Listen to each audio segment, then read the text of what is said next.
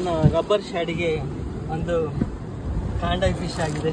Same setup, ಶಿಮಾನೋ ವ್ಯಾಂಡ್ಫೋರ್ಡ್ C5000 XG ಹಾಗೂ Phantom power 9 feet rod. ಇದನ್ನೀಗ ಅನ್ಹುಕ್ ಮಾಡೋಣ.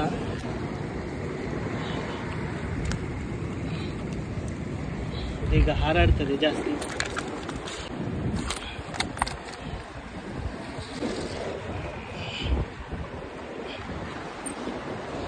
ಇದನ್ನೀಗ ಚೀಲದೊಳಗಡೆ ಹಾಕೋಣ. ಓ ಅದೇ ಹಾಂ, ನನ್ನ ಫಿಶನ್ನು ಸ್ನ್ಯಾಪರನ್ನು ಚೀಲದಲ್ಲಿ ಹಾಕಿಟ್ಟಿದೆ. ಸಖತ್ ಸೈಜಾಗಿರೋದು ಸ್ನ್ಯಾಪರ್. ಬಾರಕೂಡ ಆಗಿದೆ, ಬಾರಕೂಡ.